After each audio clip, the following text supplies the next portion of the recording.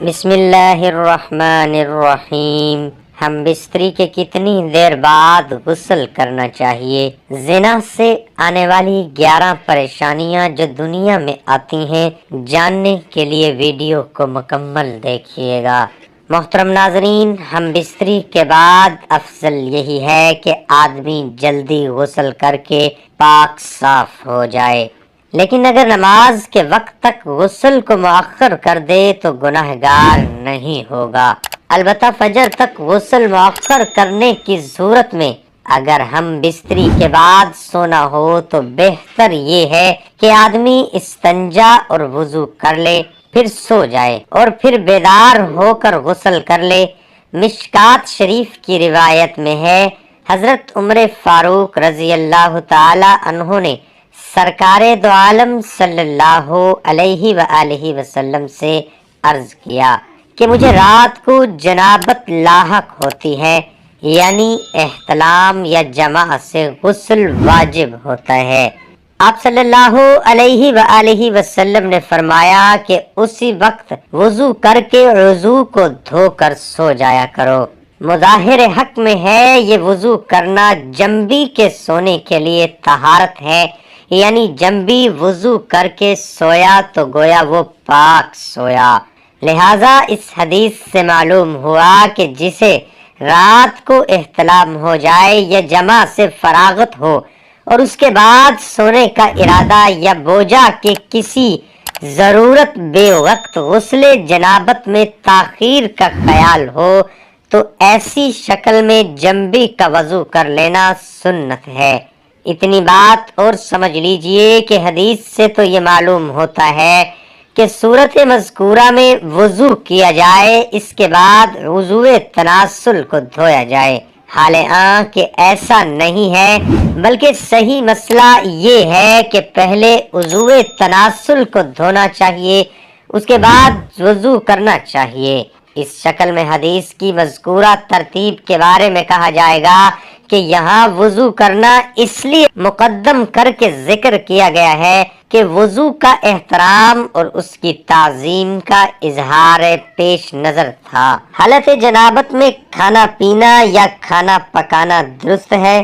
بہتر یہ ہے کہ وضو کر کے کھائے پیے، اور اگر وضو کے بغیر صرف ہاتھ منہ دھو کر کھا پی لے تب بھی جائز ہے۔ بچے کو دودھ پلانے کے لیے ماں کا پاک ہونا ضروری نہیں ہے، لہذا بچہ رو رہا ہو تو عورت ناپاکی کی حالت میں دودھ پلا سکتی ہے، لیکن کوشش یہ کرنی چاہیے کہ جلد از جلد غسل کر لیا جائے۔ حالت جنابت میں زیادہ دیر تک نہیں رہنا چاہیے۔ محترم ناظرین، ہم بستری کے کتنی دیر بعد غسل کرنا چاہیے؟ اس کے لیے مدت کا تعین نہیں کیا جا سکتا، کیونکہ آپ جب چاہیں غسل کر سکتے ہیں، لیکن بہتر یہی ہوگا کہ نماز فجر سے پہلے غسل کر لیں تاکہ آپ نماز فجر خشوع اور خضوع کے ساتھ پڑھ سکیں۔ اس دوران آپ کو اس بات کا خیال رکھنا ہوگا مرد کی شرمگاہ سے مادہ پوری طرح نکل جائے اور اس کے بعد مادہ نکلنے کا کوئی امکان نہ ہو، اور اگر نہانے کے بعد مرد کی شرمگاہ سے مادہ خارج ہوا تو اس صورت میں دوبارہ غسل کرنا پڑے گا۔ اس لیے چاہیے کہ انتظار کر لیا جائے، اور جب تسلی ہو جائے کہ کسی قسم کا مادہ نکلنے کا کوئی خطرہ نہیں ہے تب غسل کر لینا چاہیے۔ ہم بستری کے بعد بہتر یہی ہوگا کہ پیشاب کر لیا جائے، اس سے ہر قسم کا مادہ باہر آ جاتا ہے، اور جب آپ کو تسلی ہو جائے کہ اب کسی قسم کا مادہ موجود نہیں ہے تو آرام سے غسل کر لیں، یہی بہتر اور افضل طریقہ ہے۔ محترم ناظرین، زنا سے آنے والی 11 پریشانیاں جو دنیا میں آتی ہیں۔ زنا کبیرہ گناہوں میں سے ایک بڑا گناہ ہے۔ جو شخص بھی زنا کرتا ہے اسے پریشانیاں گھیر لیتی ہیں۔ آج اس ویڈیو میں آپ کو زنا سے آنے والی پریشانیوں کے بارے میں بتاؤں گا۔ جو بندہ زنا کرتا ہے اس پر یہ 11 پریشانیاں آتی ہیں۔ نمبر 1، زنا کرنے والے شخص کی دین میں کمی آ جاتی ہے۔ نمبر 2، اس کے علم میں بھی کمی آ جاتی ہے۔ نمبر 3، زنا کرنے والے شخص کی عقل میں کمی آ جاتی ہے۔ نمبر 4، اس کی یادداشت میں بھی کمی آ جاتی ہے۔ نمبر 5، زنا کرنے والے شخص کی عمر میں بھی کمی آ جاتی ہے۔ نمبر 6، زنا کرنے والے شخص کے رزق میں بھی کمی آ جاتی ہے۔ نمبر 7، زنا کرنے والے شخص کے چہرے کا نور ختم ہو جاتا ہے۔ آپ نے خود بھی غور کیا ہوگا کہ زنا کرنے والے شخص کے چہرے پر ایک عجیب سی نحوست ہوتی ہے۔ اس کے ساتھ یہ لوگ صحت کی خرابی میں بھی مسلسل مبتلا رہتے ہیں، یعنی انہیں ہمیشہ کوئی نہ کوئی بیماری لگی رہتی ہے۔ نمبر 8، زنا کرنے والے شخص کو نیک لوگوں سے بغض ہونے لگ جاتا ہے، یعنی جو لوگ گناہ کے مرتکب ہوتے ہیں انہیں نیک لوگ ذرا بھی پسند نہیں آتے۔ نمبر 9، زنا کرنے والے شخص کو اللہ پاک سے بھی دشمنی سی ہو جاتی ہے۔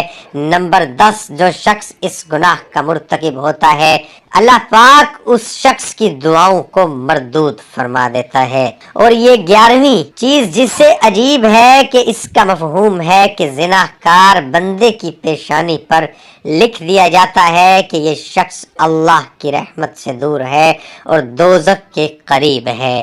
اللہ اکبر کبیرہ، یعنی آپ سوچیں کہ اس گناہ کو کرنے والے کی پیشانی پر ایک سٹیمپ لگا دی جاتی ہے کہ یہ شخص اللہ پاک کی رحمت سے دور ہے اور دوزخ کے قریب ہے۔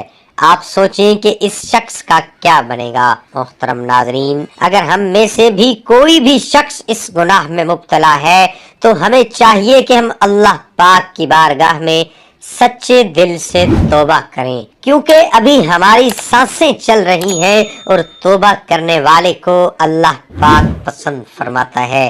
پتہ نہیں کب زندگی کی شام ہو جائے اور کب ہمیں کندھوں پر اٹھا لیا جائے اور ہمیں زیر زمین سلا دیا جائے اور ہمارا وجود ہی بھلا دیا جائے کہ کیا خبر اللہ پاک کب کسی کی توبہ قبول فرما لے۔ میری اللہ پاک سے دعا ہے کہ اللہ پاک ہم سب کو کبیرہ صغیرہ گناہوں سے محفوظ رکھے۔ اللہ پاک ہم سب مسلمان بہن اور بھائیوں کو دین کی سمجھ عطا فرمائے اور اس کے مطابق زندگی بسر کرنے کی توفیق عطا فرمائے۔ آمین ثم آمین۔ ناظرین، کمنٹ باکس میں اللہ تعالیٰ کے 99 ناموں میں سے ایک نام ضرور ٹائپ کریں۔